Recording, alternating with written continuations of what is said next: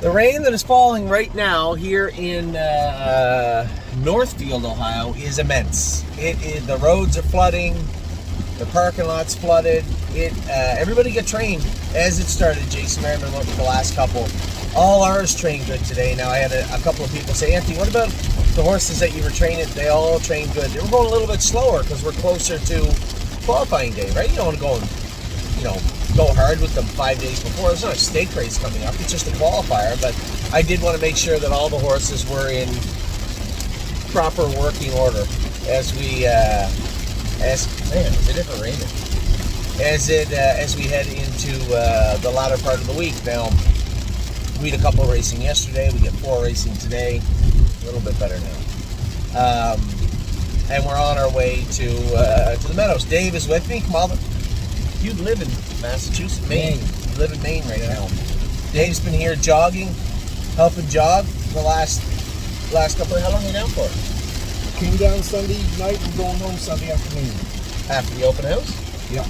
Okay. What time did you play? 4 something. Oh, you tons of time. Yeah.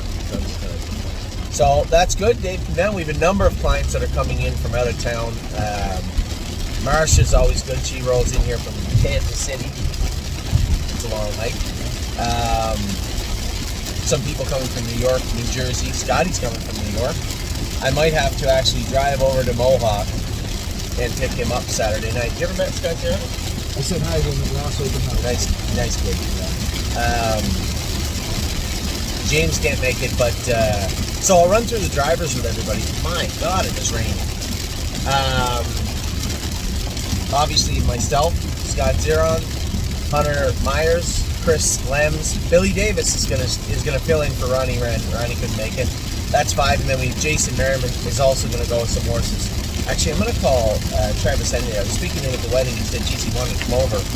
He just had Georgian Downs on Sunday, but Georgian this time of year ends up filling about 8 races. And it's not like when I was right before I was in politics, 2010, 2011, the first part of 2012. Georgian Downs was rushing. It was the place to be. It would be very similar to the situation they have in Scioto right now, where there's just tons of money there. Races were always full. It was a good time. But now it's not the same Georgian Downs. Great Canadian Gaming owns that place, and they just, Flamborough and Georgian, they're not, let's just say they're not race friendly. They're not a race friendly company. So, on our way over right now to race. Who we got? Lovers playing ready for landing today. Tonight we have Sweeney and No Free Lunch is racing, also coming off a big win in Scioto. He's back in to go in Scioto Downs tonight, and I'm not looking forward to today. There's no way I can look at the weather and even be optimistic about the Meadows. It is going to be much like it was right there, a torrential downpour all day long. So all I can do is hope for the best, but I know how this is going to end up when we roll into the Meadows. So got our horses trained today, as I said, went a little bit slower. Everything went well today. Everything looks good going into the weekend. We have our blacksmith there. I told him, I want you and both Jasons to walk through the barn and look at every single horse that we are qualifying this weekend, and I want them all I want to make sure they're all shod, all ready to go, and I want shoes laying on the floor when we walk in Sunday morning to get these horses ready to train. For those of you who maybe haven't been following closely, 3 Point Blue Chip is back with us now. Did you jog him at all? No, not yet. Yeah. He's actually schooling tomorrow. I'm going to school him a little bit tomorrow. He looks good jogging. He was such a nice horse for us. He was the first, like Lawmaker was a good horse, but he was like a Cinderella story for us. 3 Point Blue Chip was the first expensive horse that we bought, and he turned out really well. James, and I don't want to say it was a turning point for James because he was on a roll already at that point, but for him, I believe that was, aside from any Mohawk races, which, some of the major races he won at Mohawk, but that, I believe that was the first major race that he won outside of Canada was 3 Point Blue Chip. I could be wrong, but I think it was. The matron, to go all the way down there. Him and Amy flew down there, drove the horse, and then just charged out of there and went back to the airport. And so happy. It was just such a cool day. I'll never forget it. I stayed home with the kids. My parents were up My parents were up at the time, and I was watching the race in the front room with my parents, and very un-James like. I was so used to the way he was driving and so used to the way he had driven 3 Point Blue Chip. For him to drop, you weren't with us then, were you? No. So James is always super conservative, right? And there's nothing wrong. He's obviously the leading driver in Canada. Getting really hard to critique him. But he's always super conservative with the horses. And then with 3 Point Blue Chip, he was a little bit moody at 2. He could leave, sit, and he'd give you a real good kick on the end of it. But he's not a horse you want to work first over, like pull first over in the middle of the mile. So it was always leave, sit, finish, and he was doing well. And coming into the matron, he was 4th, just beat for 3rd in the Breeders' Crown elimination, getting in the final and bled a little bit. So I had talked to Jimmy, who had raced him. I believe, no, maybe Jason raced him then. I can't remember. And spoke to the vet. I remember the vet took the time out of her. She was the commission vet on site that night. And I talked to her on the phone, and she took the time. We had a real good conversation about bleeding, and I believe that was the first time I had started to maybe change my feelings about bleeders and how it was different for every horse. 3 Point Blue Chip always showed a speck, just a tiny bit of blood, but he showed a bit of a streak that night at the Meadowlands. So maybe a 1.5 out of 5, maybe even a 1, but enough it was present. And this was a thoroughbred vet, so obviously bleeding's a lot more prevalent in the thoroughbred industry than it is in the standardbred industry. And she had some great insight. She goes, you know what? There was a time not that long ago where I probably would have just said turn him out for the year, bring him back, and she said I've seen this so many times, they just revert back. She goes, some horses, I think it's the breeding or the makeup or what it is, but they're bleeders. Now can they get better as time goes on? Maybe, yeah. But she goes, if you're asking me, I would say, I don't know who this is, but we'll call her back. She goes, I would say, if you plan on racing him again, put him on Lasix. Even at 2, which is such a taboo thing. And I was so grateful for the time she took, because, you know, for me, once they got the bleeding at 2, turn them out, right? We had turned them out. That was just the norm. That's what you did. And to have a veterinarian with the experience she had saying, no, I would put this horse on Lasix, it made sense. So we did. We put him on Lasix and decided that, see, the Valley Victory he was eligible to, but it's top 10 money winning horses from that year. Well, at this time, he's only got, I don't know, 20, 30,000 maybe. You're not thinking, Addie, turn that down, honey. You're not thinking that he's going to make enough, he's going to have enough money to get in the final. So we took a gamble and we supplemented him for $20,000 to the matron. And he was a solid 4, 5, 6 to 1 horse. He wasn't a lock, no way. And James knew what was at stake. You know, he had to be 1-2 for us to be comfortable enough to say we're going to make the Valley Victory. Yeah. James leaves out, drops in the 3-hole. Brian Sears clears to the front. And here comes James with 3 Point Blue Chip at the quarter pole. I couldn't believe it. I was shocked. Part of me was angry, and then immediately I was proud of him because out of his shell, right? But that's what good drivers do, right? They adapt to where they're at. And that was so un-James-like at the time. And put him on the front, and he wins the race by half a length. And it was at the time it felt like our biggest win, and we've had some big wins before and since, but that just felt like a turning point in our stable. He wasn't going to get caught in with that one. No, he wasn't getting caught in with that one, and I was proud of him for doing it. I'm gonna make sure this Easy Pass is showing. So he's qualified. He's schooling on Thursday. We'll get him racing. A number of people saying, where are you going to race him? What are you going to do with him? He fits this at Mohawk. He fits this at the Meadows. We're not doing anything until we get a little look under the hood. I want to see what's going on with him. So we're going to school him tomorrow morning. So that's the schoolers. Where are we going there, fella? He wants to go both ways. And then tomorrow, who do we race tomorrow? Thursday. I think Insider Trading races tomorrow. She's got the outside post, but Tim said she did train better this week. And then we have one other horse I'm very, very interested to drive. I can't think of what it is. It'll come to me. Anyway, tonight we have Sweeney. Tonight we have no free lunch. This afternoon we have Ready for Landing. And we have Lover's Play. And I love driving both those horses. Actually, you're a little bit on pins and needles driving Ready for Landing. But if the right Ready for Landing shows up, he's a really nice horse to drive. And hopefully, he raced great last week. He was a winner last week. I don't know how it will be with the flip-flops on in the mud today. We'll see. I'm changing that. And Lover's Play also races today, who I absolutely love driving. So I hate driving in the mud, but I do like driving those two horses. You might say to yourself that, well, one cancels the other out. No, I still hate driving in the mud. So that's today. That's the training. As I said, we have the blacksmiths coming over. The blacksmith going over all the horses today with both Jasons to make sure all the shoeing is good, correct, and proper for Sunday. All the horses are trained up tight now and ready to go. We have our drivers put in place.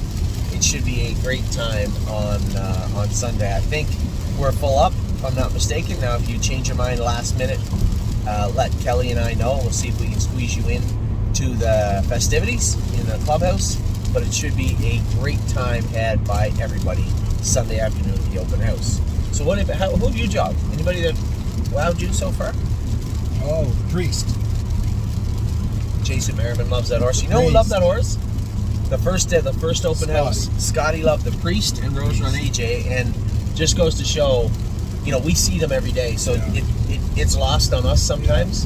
But when you get a fresh set of eyes and a fresh set of hands on them, those are the two horses he liked way back when. Also, two of the horses he liked. So you like the Priest? Anybody else? I called my wife after the first day here. I got to drive. I get the jog. Trinette. Melisandre. Yeah. The Priest. Southwind Ibex. I said to my wife, I'm driving all these ones on the list. These are unbelievable. Yeah. Ibex so is well behaved. I think Ibex could be a nice horse, but he's a big gangly bugger. He's touching up on his jacks pretty good too. We really gotta. We've tried to tinker with his shoes, and he's just there right now. But he's going through it. He's a tough bugger, and I like what I see from him the last month. Up until then, he's been a little bit lazy, but we talk about all the time modifying some of the training on some of the horses, and you've maybe seen or heard us talking about it in the barn.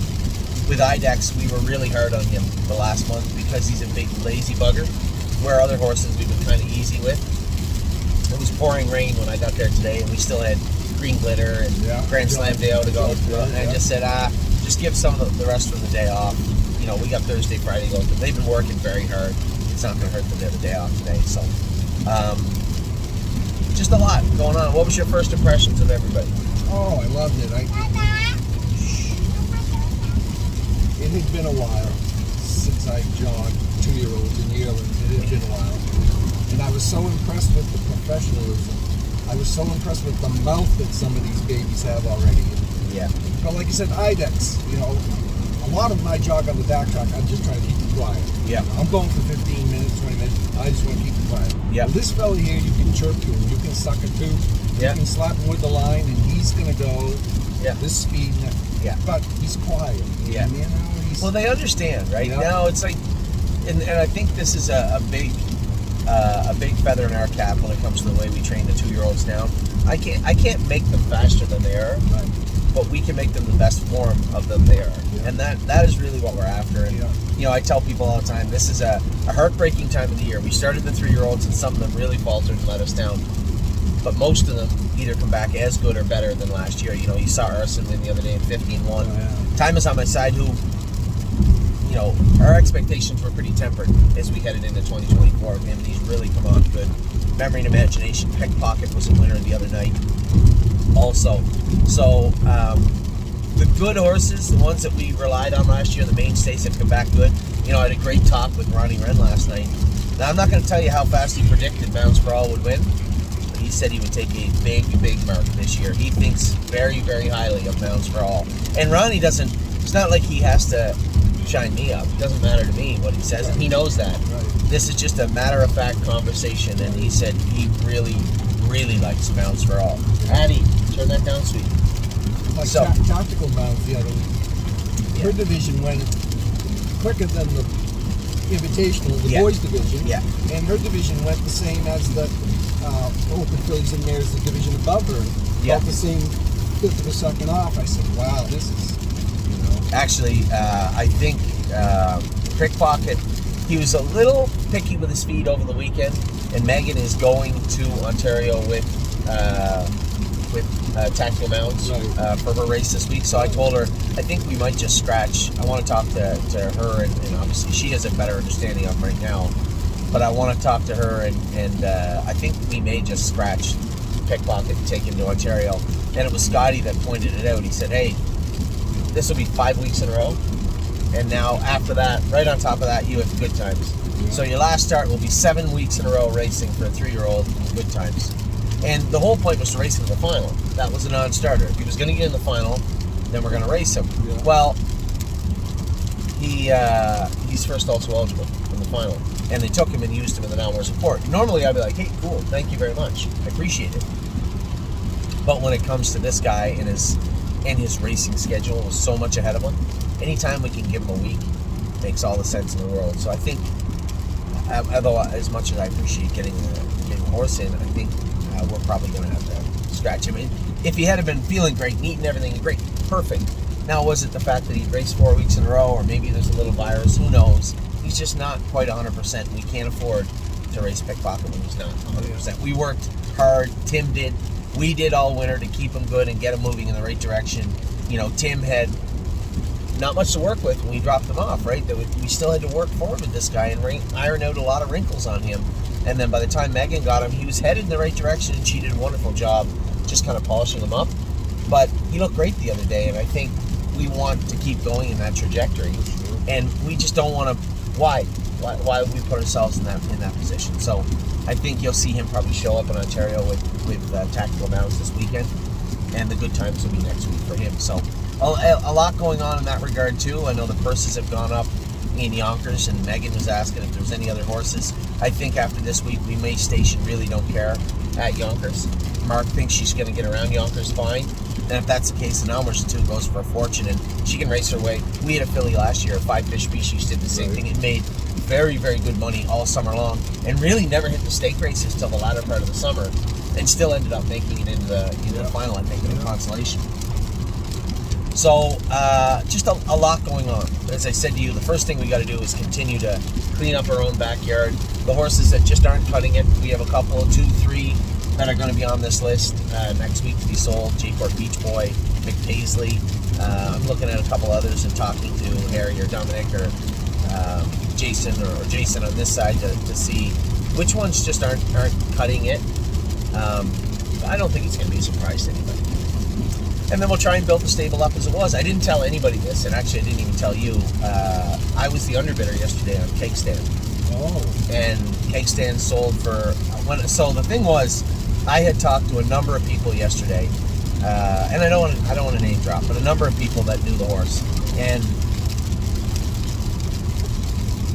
they liked him, but they thought not a Mohawk open horse. Like, he doesn't want any part of Logan Park and those horses, but a legit Yonkers open trotter, maybe an Oak Grove open trotter, maybe a Corbin open trotter, like places at Scioto, places you can still race for a lot of money. Now Scioto, no, because we use Spitfire there, but just a legit, honest to goodness, very good horse. Yeah, it's hard to price a horse like that. So I had thought anywhere between 150 and 65 he was probably worth. Now when I talked to Scott quickly, he thought that the people down there believed he'd bring 200. And we tried to buy this horse last year in the auction already once. We couldn't get him. So I had just assumed that I had priced him low, given the fact that he was probably the first super legit horse to sell this year, or one of them anyway. I thought they probably might get to 200. I had no interest in that anyway. But I was leaving the Brunswick house yesterday, and it was 4:55. And I don't know why, but a light went on in my head. I knew that 5 o'clock is when the sale closed. And I went on with 2 minutes, I get signed in, and he was at $126,000. Yeah.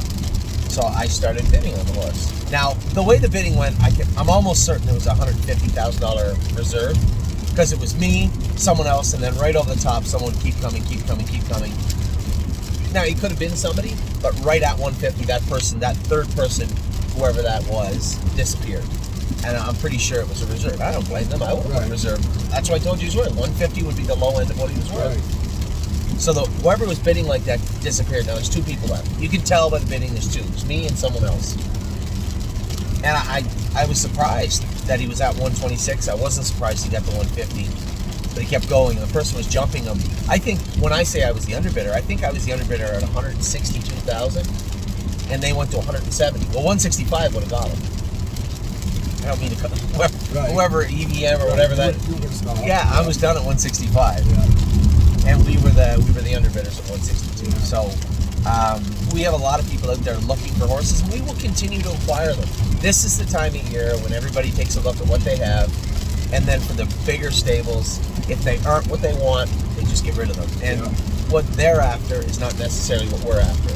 I would love to have a horse like Born to Dance that can race an hour to 2, up to 4, up to 7 for 6, 7, 8, 9, 10 starts. And then we'll decide what to do with them after that. Yeah. That's where we've done our most damage. And now with the money in Scioto and the money in Yonkers, we have some horses we can move around in-house also. So we will, for our clients out there that are watching this, we will acquire horses. We're trying, but I'm not going to overpay. I'm going to buy the right horse for the right job, and you're going to see them start to come up now that the stakes are in full swing, and people start to qualify their babies, and all of a sudden going to Philadelphia to race an Elmer's and 3-horse on a Sunday is not as cool as they thought. So we'll start acquiring some horses, but the right horse is what we're after. That's like that Admiral Dale. He struck my mind. Yeah. And I said, I don't want to bid against you. Mm-hmm. So, and I don't know what your little code number thing is. And I said, let me just text him first and let him know I'm interested and I don't want to bid against him. But yeah, I liked him. I mean, and it was for that sale in particular, what was going on with that sale. There was 4 or 5 horses that were the pictures didn't do him justice. I saw him the other day in the barn. He looks infinitely better than that. Yeah. But when he arrived in the barn, Harry told me he looks like a horse that's been in the field for a year. Yeah. So that horse in particular, I had notes on from the sale, like on my iPad. Right. I have notes on all those horses. Well, there was a couple I just didn't look at, and there was 2 or 3 I didn't really like. But Admiral Theo was a horse I mildly liked him. I knew that he was likely to bring 6 figures, and I wasn't likely interested in spending that on him. But I thought he was a pretty good looking horse. Right. So we had ended up buying him, and I think he, from what I saw, I know Harry loves him. From the time he get in the barn till when was I there? Saturday. Yeah. From the time he get into the barn till Saturday. The first day he get in the barn, Harry told me he looks like a horse been turned out for a year. He looked shaggy and down in the dumps a little bit, just like a pleasure horse. Yeah. And the horse I saw in the barn the other day, starting to look like a racehorse already. Right. And Harry really likes him, which is good. Like I said to him, September is when I think he'll be ready to go. And I know there's people out there like, oh, well, you should be ready earlier than that. No, he hasn't had a harness on for a year. Yeah, but who cares? Just right? take your time. He's not racing. The stakes are over. All you want is the best form of that horse through the fall into the winter, and that's exactly what we're going to do. And I don't mind picking up a few of those horses because the one glaring weakness in our barn is the end of January to the middle of March. It's pretty sparse. Yeah. Right? And, we're starting to get our horses ready. So there's excitement there and the horses getting ready, but we just don't. It's a whole other division, so to speak. It's a whole other world, and I'm just trying to find the best way, and I think buying horses like that might be the best way. Horses at the end of the summer are a little bit tired. Rather than getting them and trying to squeeze every little bit last out of them and then turn them out or sell them, why don't we turn them out for a little bit and then bring them back? And I think that's something we might explore this summer later on also. I think there's a lot of horsemen that would love to not race colt until they were going to become free. Given that a whole extra year. And you hear people doing that. And you hear people talking about that all the time. But the reality of the situation is it doesn't work that way. And I don't have a problem like our 2-year-olds. We had, for the most part, I don't know the numbers, but I think it's over 90% of our 2-year-olds make it to the races that we broke. Whether that be a year we hit 71 or 62 or 53 last year. We turned some out with the intention of bringing them back and racing them. Right. And we did that with Time Is On My Side.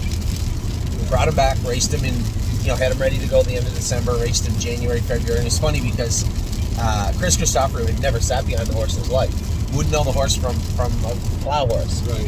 And had messaged me and said, this horse looks like the real deal. I got to ask, why are you racing him in January? I said, because he didn't look like the real deal when we got him ready. He was just a horse. And for me, racing him in the Meadows through January, February, and then trying to pick up that early closer money in the early stake races, then, you know, you got what you got, right? Yeah.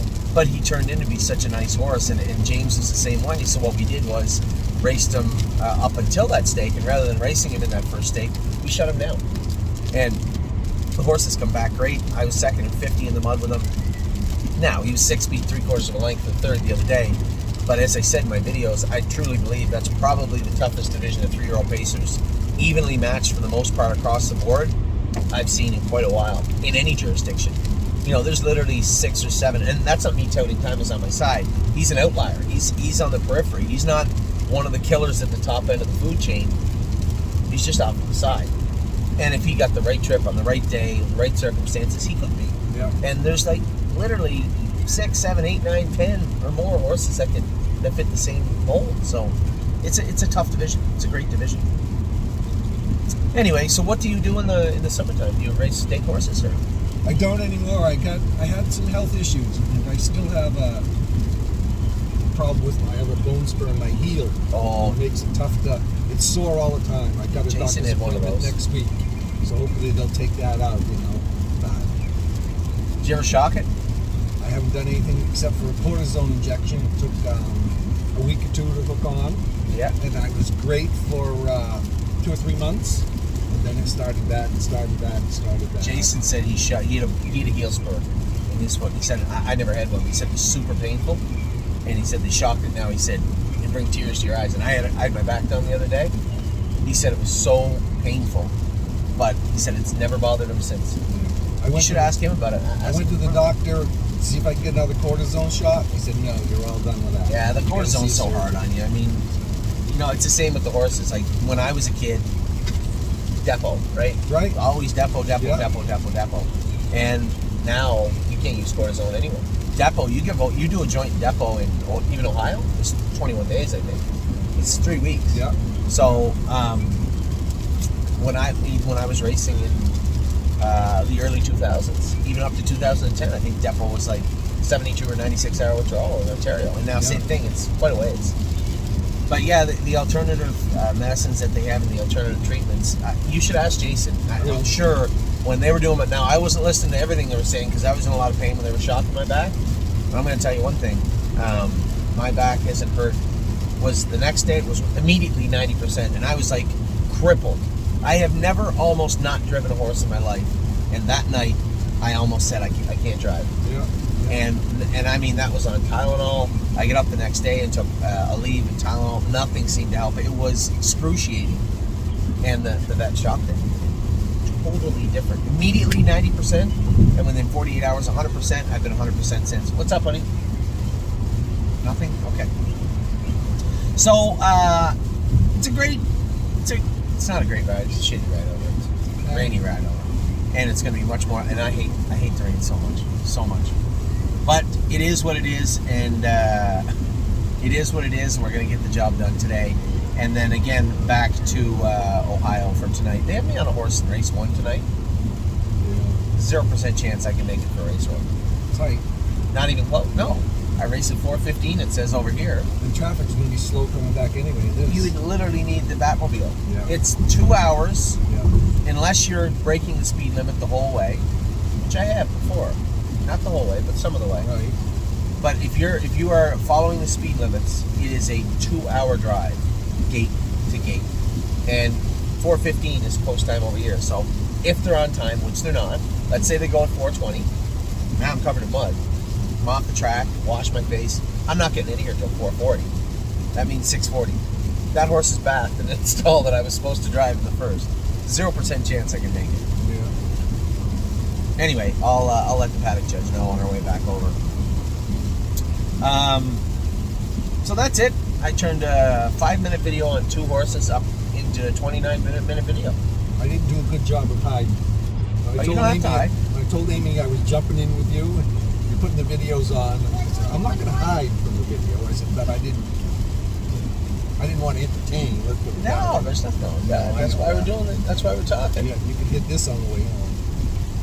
Yeah, oh yeah. construction Sure. or Yeah, accident or constructions. something. There's always accidents on here. This road always carries a ton of water. Maybe it doesn't drain quicker. Yeah, look what I'm talking There you about. go. There's a bumper. There's a bumper with no car attached to it. Anyway, that is it for today. I will talk to all of you probably later on. Probably a shorter My wife video. will watch this on the sake. Oh, Jesus! How's it going? So that's Dave, all the way from Maine. We're on our way to the Meadows. Addie Bear loves coming to the Meadows, don't you, Ad? Addie wanted to jump into the Meadows, so we're all on our way over to the Meadows. Going to race Northfield tonight, getting closer to the open house. Pretty excited. I will talk to you all soon. Have a wonderful day, unless you're in this, in which case, just go back to bed. Take care.